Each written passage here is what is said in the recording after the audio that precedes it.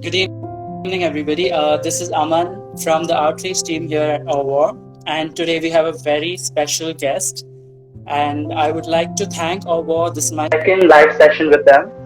So we have a very special guest. His name is Ajay Gupta, the founder of the Kahani project in the year 2014 and the Skills Cafe in the year 2018. He is multifaceted. He's a storyteller, game designer, and a pay-for-fees facilitator. Hello, Ajay. Am I Hi audible? everyone. Yeah. Am I audible? Let me just kind of figure out how to keep this phone. Yeah, sure. Definitely. Okay, but we can get started, I think. Yeah, wonderful. So, am I audible? Is there any issue? Are you facing any background noise?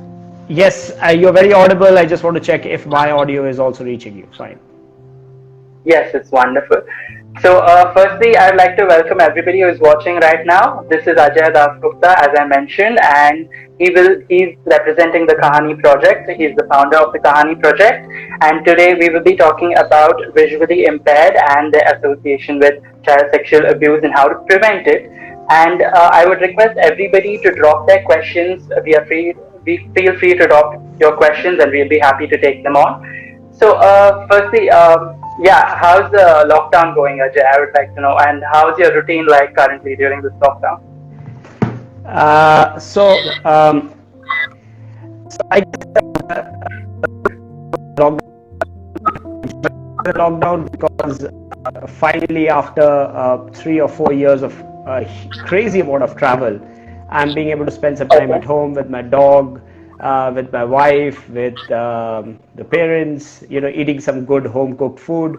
So nothing to complain, but the only thing is that we are not doing as much as storytelling as we used to do earlier, live with the children. Yeah. Yeah, that's really. I know. I mean, you must be definitely missing that a lot. Yeah. So, coming to the storytelling part and the Kahani project. So, what was your vision behind it, and who or what inspired you to found the Kahani project? Okay. So I think a lot of our what we do in our lives comes from experiences. Sometimes those experiences are really powerful. It shapes the way you think, the way you kind of look at the world around you. I was in a very comfortable, happy corporate job, and I got called into a senior leadership program in Singapore. And one of the things that I experienced there was this thing called this experience called dialogues in the dark, which by the way is also in Hyderabad in India. If you I would urge everybody to have that experience. So it's literally, you go inside a large dark room and you can't even see your hand. Yeah. And you basically do a whole lot of group processes, and that kind of was so overwhelming for me because I'm a very visual person. I like to kind of do a lot of stuff visually. And then when I came out of that dark room, I realized that there are other faculties which are so important. And the most powerful thing about the dialogues in dark process was that it was facilitated by visually impaired people. So all our facilitators inside the dark room were actually visually impaired, and they were doing everything as if there was no there were no problems, and we were completely at loss about what to do. So that kind of Yeah. started very powerfully. I came back to India, and I mean that was a short program. I came back, and the calling was so powerful that I wanted to do something different. I left my job, started up Skills Cafe, and also started up the Kahani project. So the idea was and has been for the last almost we started in 2013. The idea has been, how do we get stories accessible to visually impaired children. Yeah. And in the audio format, those stories can reach thousands of children, and that's what we've been doing. So that's the core philosophy behind the Kahani project. Okay, wonderful. Yeah, I must say I have been to Dialogue in the Dark. It is a wonderful experience. In fact, I would encourage everybody to go and check it out. I mean, it's really fantastic how Yeah, the yeah, visually impaired people handle everything from the beginning till the end, so that you have a exactly. wonderful experience. Yeah. So yeah, I definitely encourage a lot of people to do that. So my next question would be, so I was researching on, visually impaired, and basically this week we are having a lot of talks on specially abled people, right? You might have noticed on our page. So I was researching about the same, and I came across this article which stated that among the visually impaired, especially the women and children, face around 39.1% of abuse, and this is just for visually impaired people. So that's like kind of sad. So I want to know what's your take on the same. So the you're absolutely right. I don't know about the statistics, but I would assume it's higher. Yeah, if anything else, Hmm. and I think it's so important because the visually impaired children, they're particularly vulnerable. A lot of them, what happens is that, and especially in communities or sections in which both the mother and the father need to go out, step out, work. There is no help at home. A lot of times you don't know how do you support them. So it's not that the parents don't want to support, but they just don't have the economic means to support them. So I have come across children who came into the school that we used to work with, who started off having visual impairment early on in child, but were actually locked up at home, and because both the parents need to go out, and those kids never went out. And not only that, they over a period of time also develop other forms of disabilities, like movement disabilities, because they're not being able to go out and play, walk. So the muscular development of the child did not happen at all. But particularly, there are sections in which, because the child is staying back at home, they become more vulnerable to the community around them. Yeah, and I'm sure that 90% of it goes unreported. 90% of it never sees the light of the day. Yeah. Yeah, that's actually really sad. And I mean, considering the fact that they don't have any, muscular movement and the muscular growth is not there, that's in fact extremely disappointing and sad. So you spoke about how they're being locked down at home, right? And you spoke about how you miss storytelling and working for the Kahani project currently. So have anybody reached out to you currently, and are they communicating with you or like anything as such during this Yeah. particular phase? Yeah, so it's a little bit of a paradox that the sections which need stories the most are also the sections that don't have internet access, like you and me. Mm-hmm. I work directly with a lot of NGOs who work in the sphere of working with children. So now we are doing these weekly programs. I do these storytelling sessions with children who are from small learning centers. These are not centers for disabled children. Reaching them through and literally the storytelling is happening with me on a mobile phone and a bunch of kids on the other side listening to the stories, and we do song and dance and play and movement and all of that. But that wouldn't be possible with the visually impaired children, primarily because there is a lot of sensory experience related to working with visual disability. You have to kind of be able to be there in person. There is a lot of emphasis on the physical presence of the teller. So we usually do whatever storytelling we do. I would be sitting in the middle, and the kids are all around me. So it's almost like a bedtime storytelling session with about 12 or 15 or 18 kids. And more than just the story, it's the experience for them. So the very small children, they will come and touch your face. They will touch your throat.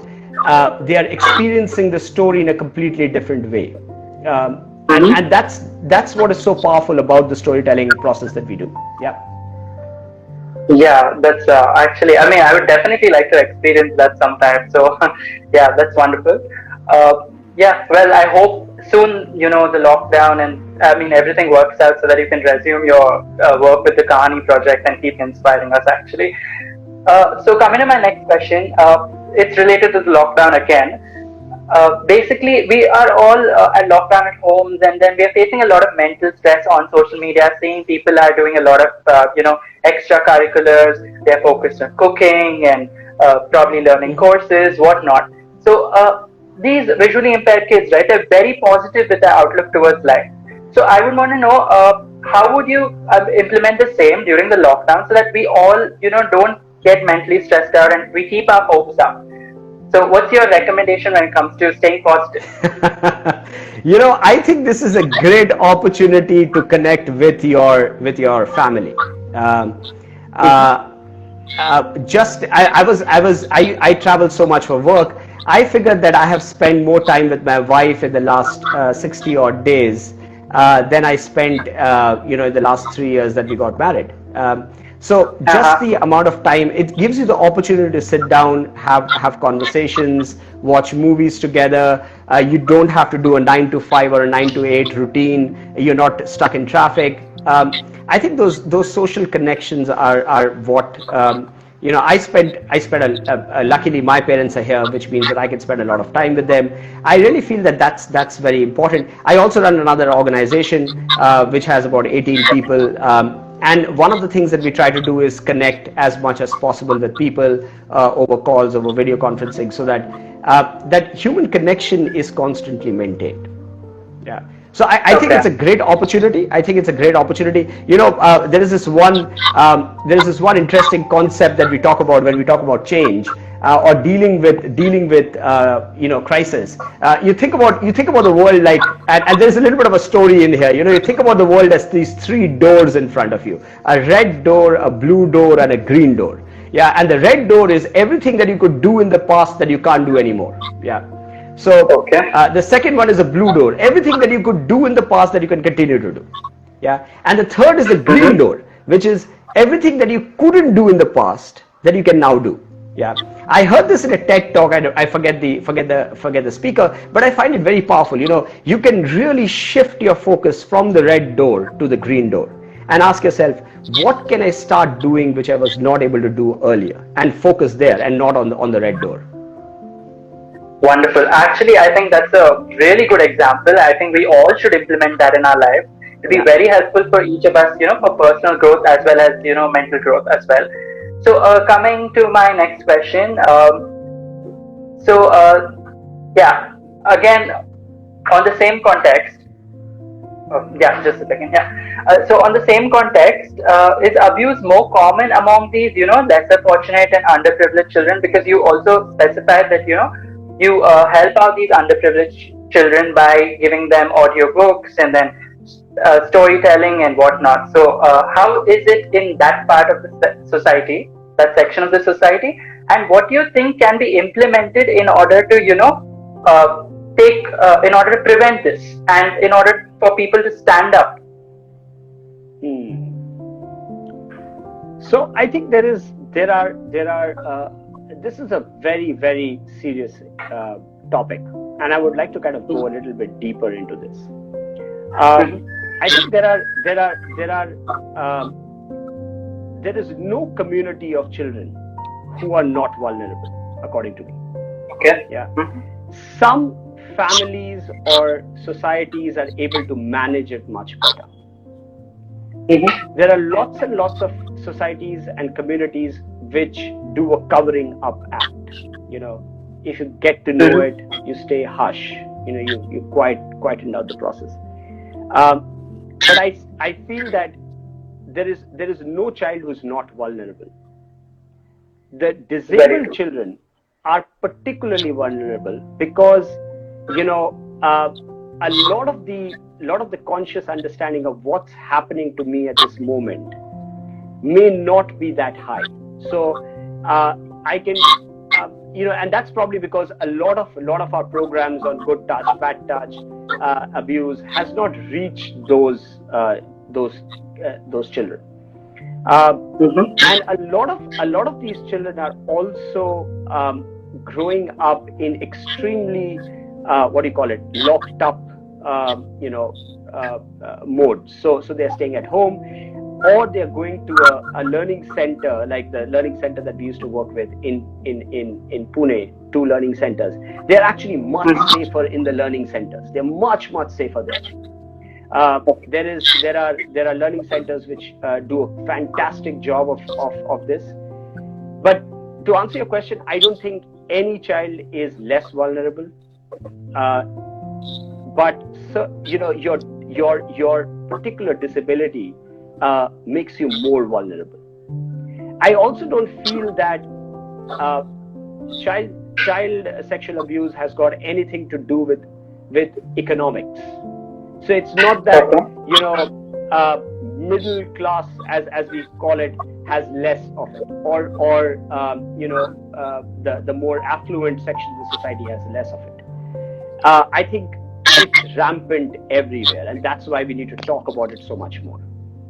And I can since we are at that topic, I went through sexual abuse when I was a child, and it's only when I became an adult. And I think the film which was Monsoon Wedding, I don't know if you have seen that film. I watched that when I was probably 24 or 25, and that's what triggered the whole thought process in my mind that I went through this when I was a child. And it's the cognizance that as a child you may not even be aware that what is happening to you is abuse, right? Which means that we not only need to educate the children, we also need to educate parents about how to handle or manage this when this happens. Yeah. Particularly now, obviously now the section that we are talking about, children with disabilities or children with special needs are particularly vulnerable because they don't have a voice. They will not be able to kind of even imagine that what they're going through is abuse. So I think that what we need to work with is making much more children aware of what you're going through is abuse. Yeah. What is abuse in the first place, and making that very clear to them, and the families also about how to handle it. Now, here is a very interesting thing. You said there are 39% kids who are probably abused. I would say that 90% of them are abused by people close up in the family. Yeah, it's not a stranger. Which means which is 2 things. One is that it can be prevented, if the parents and the children are educated about it. But the second thing is that the social stigma associated with a child calling it out or the parents calling it out that, hey, you might be the brother-in-law or you might be the uncle, but you are a sexual abuser and you should be ostracized from the society. It needs to be something which is much more powerful. Yeah. I think that's my medium is storytelling. So through our stories, that's what we try to do, is to tell children, hey, what is happening is not what is supposed to happen with you. Yeah. So I take that question from. Did I answer your question? I probably went into a complete. Yeah. No, I totally understand. I mean, it's really sad what you've been through. I mean, it's really sad what everybody is going through. And you're right. At some point or the other in life, right, around 90% of children have gone through some form of abuse. And it's by the person in the family itself. It's like somebody who's close up to you. So, if society really doesn't have bounds, I mean, yeah, it can happen with anybody, anywhere. So I would totally think that's a very valid answer, and that's something we all should keep in mind. And yeah, I mean, we just have to, stand up for ourselves. So that's what our organization does anyway. So, coming back, you use this word standing up for yourself. Yeah. Mm-hmm. Now, children cannot stand up for themselves. Yeah. They need to be represented by their parents to stand up for them. Now, particularly the disabled children definitely in most circumstances can't stand up for themselves. And that's why there has to be greater education, there has to be greater emphasis on this. A lot of people are doing some great work in this field. We should all plug into the resources that they are using. We don't need to recreate some of the resources. There is excellent amount of work that is already happening in that space. And I'm hoping that, a lot of people will open up with kind of open up with the fact that, yes, this is what happened to me and it shouldn't happen to everybody else. Yeah. Yeah. Very true. Yeah. Yeah, no, no, it's fine, it's fine. I mean, you are our guest and you have a lot to share, and that's what is most important for each of our viewers, because we stand against this and we would love to talk a lot about it. Yeah, it's always appreciated. So, coming to the visually impaired kids, right? In the recent times, a lot of government and private sectors have enabled them with a lot of facilities. But still, what do you think can still be improved in order to make their lives better and more enriched? Yeah. So that's a fantastic question, and one of the things that I have kind of gained insights on is that you can't drive processes that work with people by providing resources. So I'll give you a very simple example. So about 5 years back, at the school that I used to work with in Pune, the government or one of the associations, they decided that children need to have these audio devices, right, so that they can play out audio content. Now, so each child was given a large, a music box. You remember those old music boxes which had a cassette and a CD player and everything. So the kids were very excited. Now, if you go to a school for a visually impaired, let's ask, when is the child going to play that device? The child is going to play that device after the school gets over or the classes get over, and they're going to go back and they want to listen to something. But now a typical hostel room is bunk beds. Now these devices don't work on a battery. Even if the battery works, the battery lasts for 5 days, right? So somebody spent what, 15 lakh, 20 lakh to get all these devices and give it away to the children. And what the children did was that when they went back home, it went back home with them and it never came back to them, because they just can't use it. Right? Okay. So if you don't engage with the people that you're trying to make a change with, if you're going to stand outside and try to make a change, it's not going to happen. You have to go in, live with them, spend time with them, make them trust you for things to work. They need, and only then do you understand how do you work with them. Yeah. You cannot stand outside and devise solutions for people thinking that this is going to work for them. You need to go in and start working dirty your hands there. So this is what we realized. So very simply, what we wanted to do was kind of go in and check if kids would be interested in doing listening to stories on their own time. So we gave these little MP3 players to them, which are you can plug it in your computer device and charge it. We taught them how to use it. It had a microchip inside, and they had about every week we would give them about 30 stories and come back and recharge those stories for them. So one of the days when we went back to the school, there was this boy who was in 7th grade.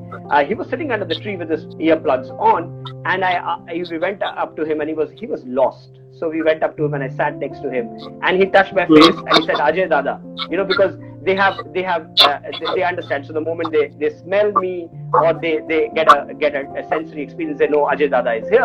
And he turned around. I said, "What are you listening to?" And he was listening to a Kalidas play, and I didn't even give it to him. He downloaded it. He asked his friend that I want to listen to this story, and he downloaded it. Somebody helped him download it on his device, and he was listening to it. Right. So another important thing that we found is that when you go and work with the children, and if you see some of the pictures that we have on our site, it's a pity that we are not able to go back right now. I don't know when the schools are going to open up and we're going to start doing that. A storytelling session is not how I'm standing on the stage and the children are listening to me. It's with them. They're sitting and they're all over me. So somebody's on the shoulder, somebody's on my lap. They are around. They are dancing. They are listening. Some of them go into this. They are listening with their ears. Seeing with their ears, as you would say. Yeah. And those are the beautiful moments. Those beautiful moments where you, as a storyteller, and it's called the magic circle of a story, and you've got these 15 kids who have forgotten about every worry in life, everything. They don't have any much worries actually, and they're just lost in the story, and they love ghost stories. They love ghost stories. They love stories which has got mystery, which has got dragons, fairies, jokers.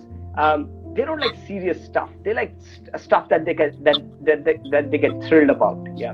So what I urge people who want to work with, our work has not taken us. So from the beginning, we didn't want to kind of scale. It's not a startup. It's not a commercial. So we don't want to scale to like 10 million kids. We want to work with a few, and we want to see how meaningfully we can work with them. So we did a storytelling, after school storytelling program in the school in Pune from 2012 all the way up to 2017. And in 3 or 5 years, those kids who were in junior KG, very, very small, they're like in 5th and 6th grade.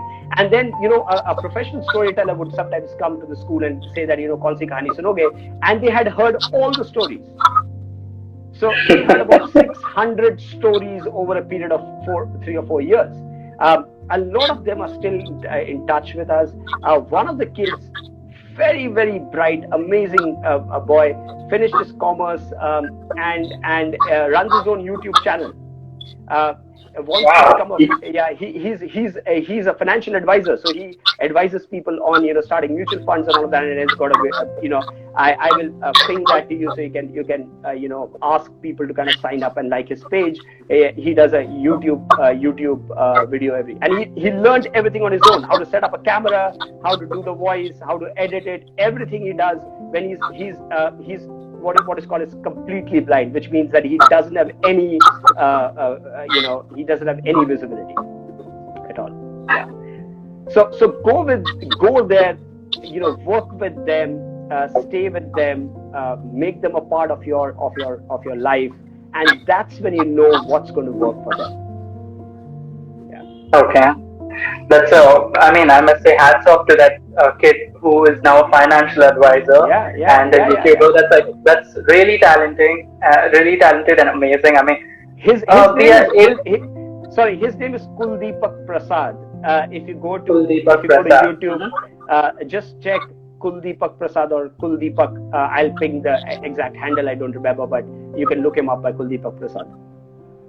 Wow, that's a wonderful example, especially for all of us, who are able with everything and we have the right facilities, but we don't make the best use of it. Like how you specified before, we choose to ponder over the red door or the blue door rather than focusing on the green door. So I'm really glad that something like this you could share with us.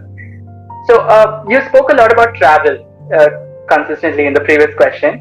So I would like to know what was your best travel experience and what do you miss about travel currently?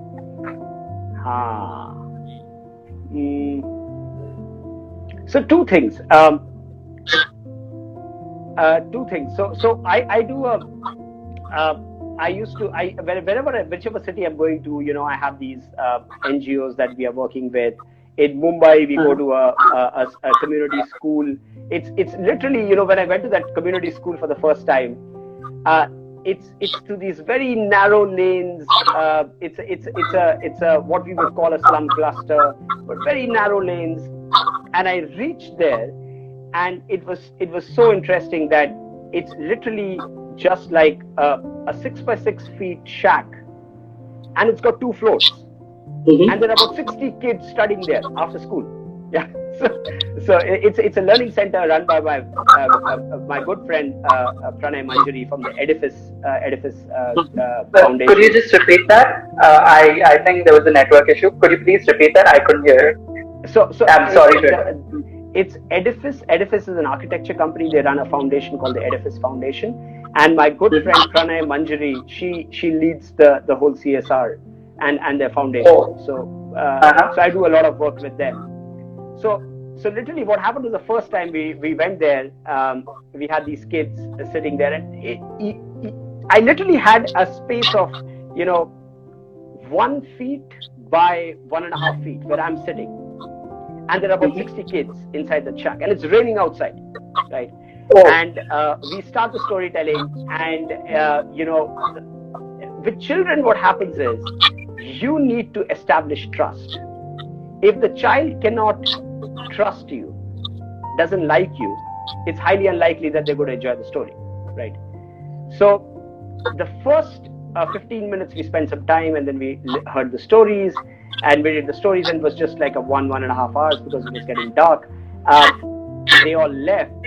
Now the next time I went there, and usually what happens is that whenever you're going to the same section of kids, you're like, what is the new story that I'm going to think about? And I don't rehearse too much. I'm not like a very professional storyteller, so I'm not like a scripted, rehearsed kind of a thing. I went in there, I don't know what story I'm going to tell them, and I enter there, and everybody not only remembers me, but they want to listen to exactly the same stories that we did the last time. No changes, right? So they want to do it in the same sequence, right? They want to listen to that song, they want to do that little sequence, they want to listen to that ghost story. Everything wants to remain the same. So that was one of very powerful, that it's not about, storytelling is not about just about the content or the teller. It's about that magic circle, it's about the trust. It's about being with the children in their space, understanding what they need. The other, obviously, I do a lot of storytelling with Bukaru. Bukaru is a children's literature festival. Travel a lot with them. I've been to some like 6 or 7 different locations: Kashmir, Jaipur, Ahmedabad. Fantastic group of people, wonderful storytellers. We recently were in Varanasi before the lockdown happened. About Jan or February, we were in Varanasi doing a storytelling event there, and those are really memorable events because you go into these schools and you spend so much time with the children, and then there is this community of other tellers and artists and children's book writers and illustrators who you kind of meet. So those are very memorable, because you do the storytelling in the day, and then you kind of have these evenings where you sit across the fire, or you just kind of singing songs. In Varanasi, we were sitting next to the river with all these remarkable, award-winning storytellers and children's book authors next to the river, and we were just singing songs till like 12 in the night. So those are really, really memorable experiences. Some of the other experiences, the one experience that I want to share, which if I'm not taking too much time. How are we doing on time? Am I taking too much time? Because I can keep talking. Yeah, it's totally fine. I mean, we still have a couple of more minutes, a lot of them actually. Yeah. Do continue. So one of the sessions, I work with an NGO, which, by the way, again, is if you want to talk to them, they do fantastic work.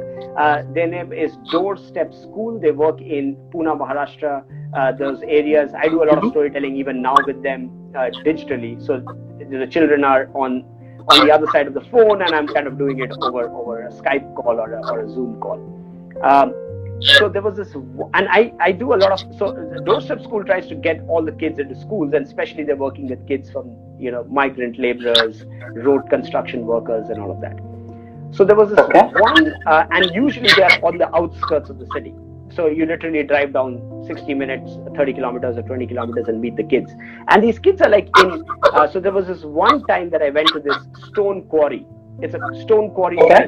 Now the stone quarry is probably the most dangerous, inhospitable, unhealthy place for a child to live and grow, because the noise, it's on the side of the road, it's the physical danger, plus the environment is not conducive, and they're in these small shacks.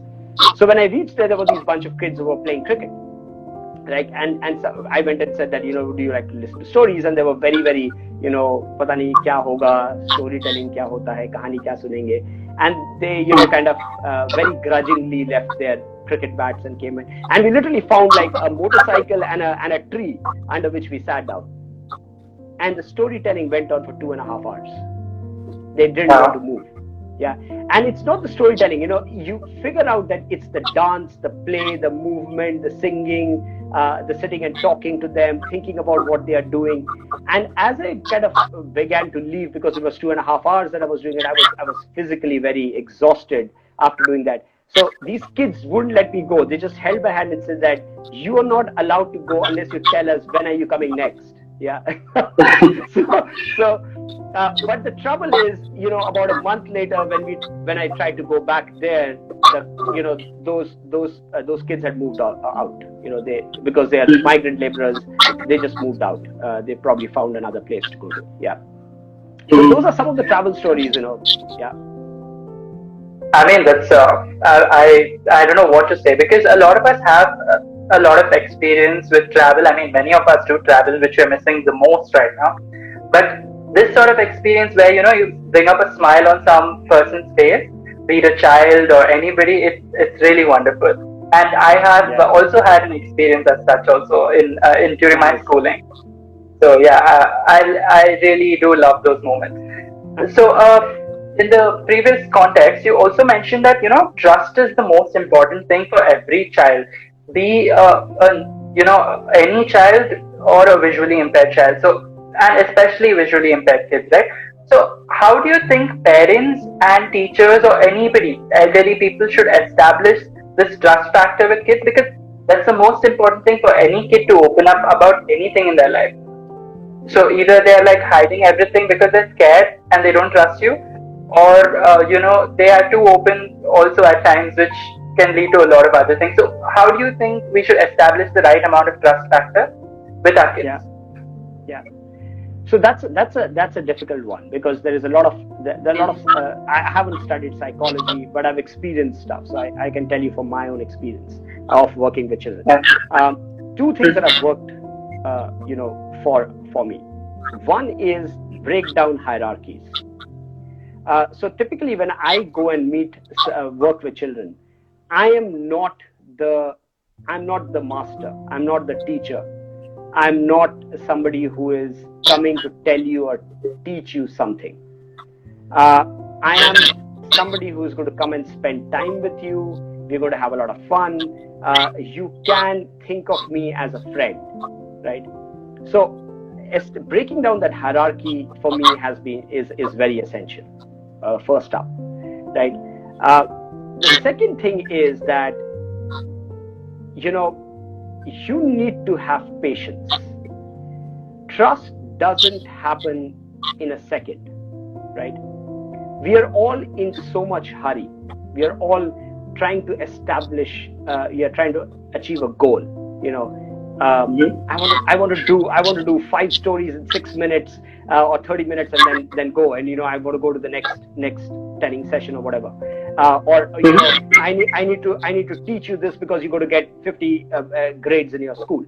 So most of our interaction with children is very goal directed, which basically means I have an agenda. I have an agenda that I want to apply on you. What I've learned is that's not an environment in which trust can form. Trust forms when I know that you don't have an agenda with me. You just come here to spend time with me. Yeah. So a lot of kids would actually ask us at the beginning, "कि आप यहाँ पे क्यों आते हैं?" Okay. And that's a very interesting question, because children never have people, coming into their lives who don't have an agenda. Think about it. आप school क्यों आते हो? क्योंकि आपको XYZ में नंबर चाहिए. आप कॉलेज क्यों जाते हो? आप ये क्यों करते हो? आप टेनिस क्यों खेलते हो? All of that is goal directed, right? So the moment you sit with the child and say, "I just want to spend time with you. We're going to have some fun. Yeah, हम लोग खेलेंगे, नाचेंगे, गाएंगे, 1 घंटा मजे करेंगे. I don't have any agenda with you." And the biggest thing is, you tell the child it's okay for you to not be here, right? You're not forced to sit down and listen to the story. If you feel you want to do something else, you could. Yeah. And some of the kids do that, and then they come back and they're like, "Okay, udhar kya ho raha hai, dekhe thoda." So remove hierarchy, remove agenda. Now, especially within the space of child sexual abuse, why aren't children talking to us about it? Is because first, there is a hierarchy, right? Second, there is this huge thing that the child thinks that I did something wrong, right? Yeah, that's that. I'm the one who messed it up. Yeah. And this messing up is going to be clubbed together with all the other messing up that I've been doing. I've not got good grades, or I've got this, I've got that. I'm being told not to do this. It's going to get clubbed with all of that. Now, I think we just need to have a lot more patience while working with children, right? Remove the agenda, first of all. Every discussion, every conversation doesn't have to be that you're going to become a doctor or a scientist or XYZ, and that's why we are doing this, right? I think that's how you establish trust, at least with the kids that I have worked with. Yeah. Yeah, that actually does seem to make a lot of sense, because they definitely feel a lot vulnerable. They tend to question everything, and once the trust factor is established, I think a lot of aspects can be avoided. Where they feel the parents are the bad people, so a lot of things can be actually put to rest. Yeah. So as millennials, right, we tend to voice a lot of opinions. We tend to stand against what's right, what's wrong. So we do a lot of such things. So when it comes to millennials, what would you want us to do in order to support the visually impaired, and what else do you think? Which other way do you think we can contribute to them? Yeah. Or what would you want us to voice, and what would you want to stand against or for? Yeah, great stuff. Great question. So there are a couple of things which everybody can do. Anybody can do. And that's also what we do. If you go to the kahaniproject.org, you go to our SoundCloud, you will find that we have about 700 stories, and all of them are recorded by people sitting at home. Yeah, these are not professional storytellers. They just put on a microphone, they speak into a mic, and those stories travel to a lot of children who can't listen to stories. So anybody can do whatever smallest act possible to be able to support. Now, especially from a perspective of the visually disabled kids, I think what they really need is after a particular age, after a 6 or 7, I'll narrate an incident or an experience which kind of helps you understand what I'm trying to say. So let's go back to Kuldeepak, the guy who runs the YouTube channel. Okay. He had just completed college. He came to me and said that, Ajay भैया, ऐसा क्यों है कि जो blind child है उसको सिर्फ commerce ही कर सकता है. Okay. And then you think about it, why does a blind child, only a visually impaired young child in India, why can't they become a doctor or take up science? Because you figure out that those institutions and colleges don't have infrastructure to support a blind child doing a physics experiment, right? That is disappointing. Yeah. So now he did it commerce because there was no other option. There was this one college where he could go and he could do that, staying comfortably, doing it respectfully. Now here's this kid, you wouldn't you would call an Uber. So this guy, he's brilliant, and I'm telling this to all of you because you need to start rethinking about the way we imagine a blind child in India. So he uses a smartphone better than you and I can. He orders food on Swiggy. He stayed with me for like a couple of a year when I was in Pune. So I was kind of mentoring him. He would order food for me on Swiggy. So he can use any device that you give to him, because devices have talk back, so you can listen, you can touch and listen. These devices are amazing. But where I'm trying to get at is, when he completed his college, now his family and his everybody wants him to do sign up for one of those exams, bank exams, and then and take up a job. And he used to call me up and he used to say, Ajay भैया, ऐसा क्यों है कि मुझे school के बाद I had to do commerce, which I didn't want to do. But now I'm forced. I'm literally, I have the only option that I have is to take a bank examination and do a government job, which I don't want to do. Right? So what I suggested to him is that you go spend time with somebody who can mentor you. Yeah. who you could go and learn about financial advice. So he went and spent some time with a financial advisor, and he learned how to sell mutual funds and all of that, financial instruments. So what all of you young people have is amazing amount of knowledge, experience, access to knowledge. Start mentoring as many kids as you can. That's the thing that you can do. You have to these children, so you can sit down and tell them, again, not in a very agenda fashion, yaar tere ko na doctor banna chahiye, tere ko ye banna chahiye. Just sitting it down and telling them, hey, guess what, these are the 5 things that you can think about. These are 5 other kids who are doing this. Why don't you go talk to them? So a lot of that happens through just this mentoring, and think about, for example, you probably had a lot of people to talk to when you were growing up, right? Remember, these people lead a very secluded life. Let's ask a question. Everybody who's viewing this, if you're live, if you're viewing this, how many blind, visually impaired or disabled people do you have as friends? As friends, you actually went in and said, I want to make friends with you. Yeah. And so they're leading a very secluded, within the larger microcosm, they're leading a secluded life. Go out, mentor, talk, speak to them as much as you can. Yeah. That's what millennials can do, according to me. Wonderful. I mean, that's a really cool answer.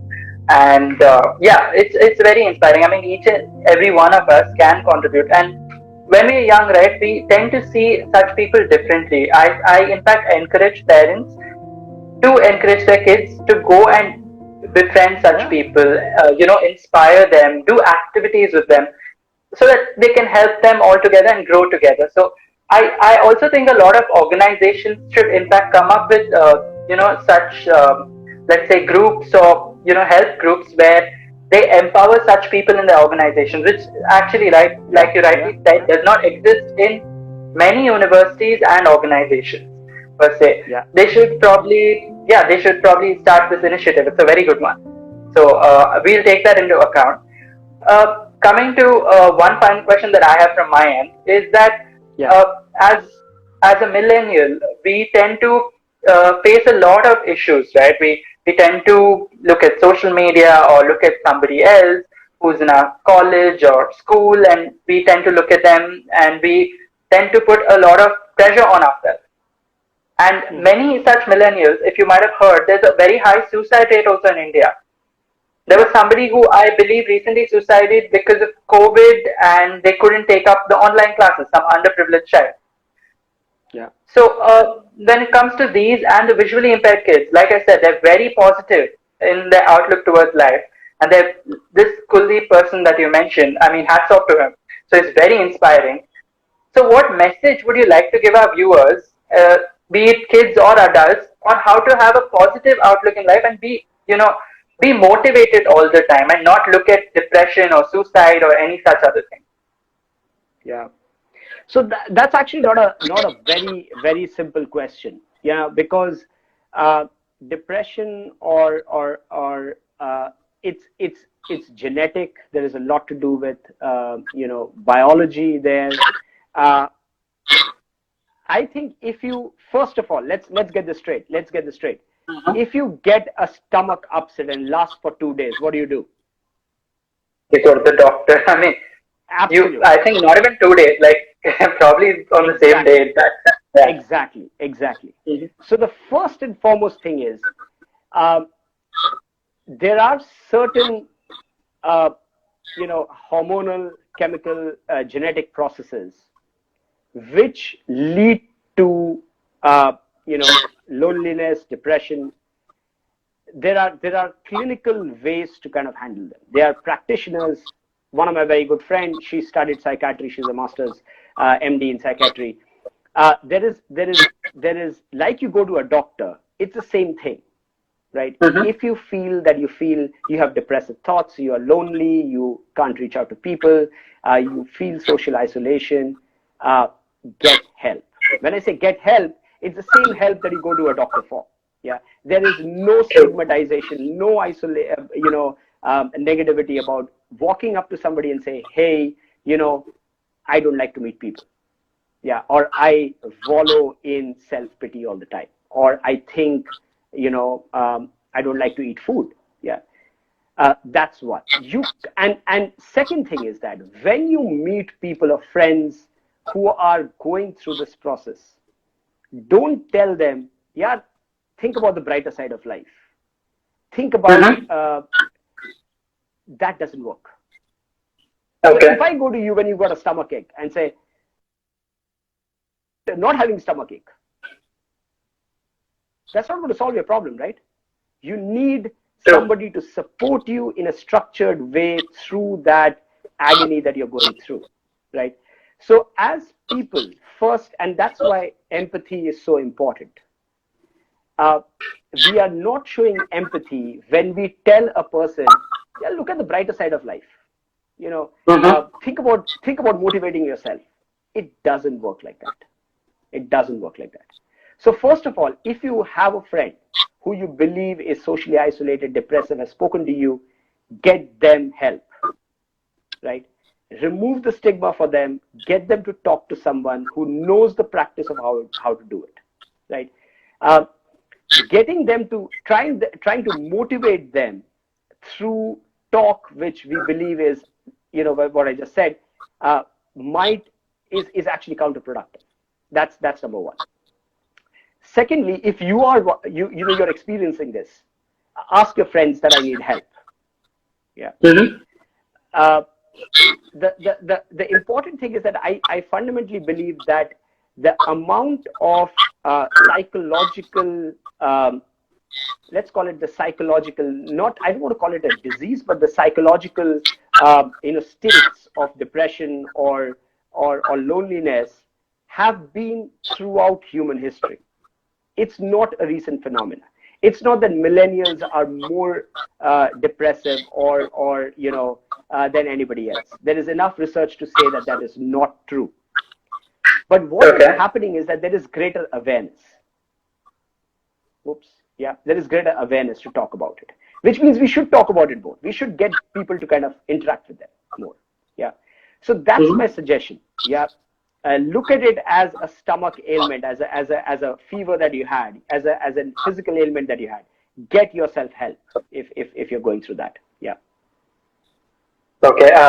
Firstly, I would like to add on to the points that you mentioned. A lot of us, I read this survey stating that the more we look at these, inspiring pages on social media that say, this is how you make your life better, this is how you be more productive, this is how you can become an entrepreneur, some billionaire, whatever. This is the one that depresses people more. And it doesn't work. This is the one that causes more, negative thoughts in a person. So I would like to tell everybody who's viewing right now, and in fact, to everybody that, stay away from such content. It's equally toxic as your WhatsApp messages, let's be honest. So, fine. That's a very wonderful point that you mentioned there. And one of the important things is also, so when you're doing that, but also to kind of build self-infrastructure. When I say self-infrastructure, I mean, when you step out, you go to a gym, for example. A lot of people go to the gym. So you get yourself infrastructure, right? You buy yourself the shoes, you buy yourself track pants, you kind of do stuff. You build self-infrastructure by practicing happiness, by practicing, deliberately choosing optimism. It's called learned optimism. So there is this whole dimension of positive psychology. You learn to be positive. That's the self-infrastructure. But that's working with yourself. It's working within yourself. It cannot be done through watching a video. If watching a video solved us from doing that, it's like a shot. It's a dopamine shot. It lasts exactly 30 minutes. You feel inspired for 30 minutes. After that, it's gone. Yeah, that's totally true. So I think we're at the end of the session, and I would like to ask a few final points. If you have any questions that you would like to address from your end, a few final points on visually impaired kids and child sexual abuse. Please, the floor is all yours, and we have the floor for questions from our audience as well. So please do continue. Is there anything that you would like to address, Ajay? So I think I'm a storyteller. It would be really, really not so nice if we didn't leave with a story. Please, definitely. I must insist. Yeah. I think a lot of adult talk is full of talk but no stories, and that's why I love working with kids, because they're like बातें बाद में करेंगे कहानी सुनते हैं पहले. Yeah. So Just to interrupt you for yeah. a second. You mentioned about how these kids had already heard like 600 stories. I have probably heard maybe, let's say, around 100 maybe in life. And, I really look forward to going to that 600 mark, because stories are really wonderful. I mean, Yeah. they're more positive and they improve your thinking process more than these pages and these self-help videos, etc. and whatnot. So, yeah, please do Yeah. continue. Yeah. Okay. So the story is about long time back. There used to be a gentleman who used to live, in a small town, and he had a lot of friends. And every evening he would go to the edge of the city, where they would sit out at a chai shop, and all of them would sip their tea and talk about life's events and the day's events. So one day, this gentleman, he was missing from the chai action. So all his friends were sitting down and having chai, and they were wondering, where is our friend? And suddenly they saw this big ball of dust coming towards from the city. And then when they looked very closely, they found that there was a horse. And on top of this horse was their friend. Yeah. And the horse was riding frantically. It was coming towards them at a great speed with a ball of dust, and everything was flying around. And this guy was sitting on the horse, his beard flying and his cap flying. And as they picked up the next sip of their chai and they put it to the lips, the person just rushed past them. And one of the friends got up and said, "Where are you going?" And this friend answered back saying, "Don't ask me, ask the horse." Okay. Yeah. So, that's how our life is. Are you in control of your horse, or is the horse controlling you? Very good point. I mean, I would say probably both. I mean, I'm not a perfect person anyway, so yeah, I would definitely answer both. Great. So, couple of things. I don't know if there are any questions from anybody. Do they come in the comment section or? Yeah, they do come in the comment section, but I think there are quite a lot of people who are watching it, but I think probably we have covered everything, so there are not many questions. But anyway, yeah, I would like to tell everybody who is viewing this to please send out your questions to us, to our pages. We are here for you. You can definitely check out Ajay's profile, the Kahani project. And yeah, this was just one gist of such a story. I'm sure they have wonderful stories that I think probably I'll hear from tonight, in fact, also. So do check it out. And if you know somebody who needs help, a visually impaired person, you know who to contact. And we are here as well to stand against, child sexual abuse. So feel free to DM us as well. Yeah. So Ajay, please continue. Yeah. And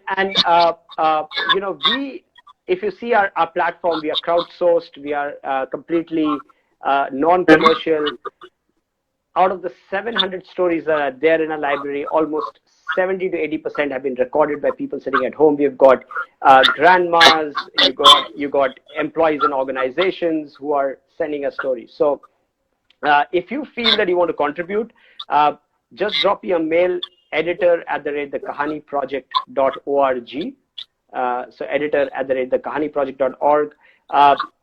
I'll send you a story, record it.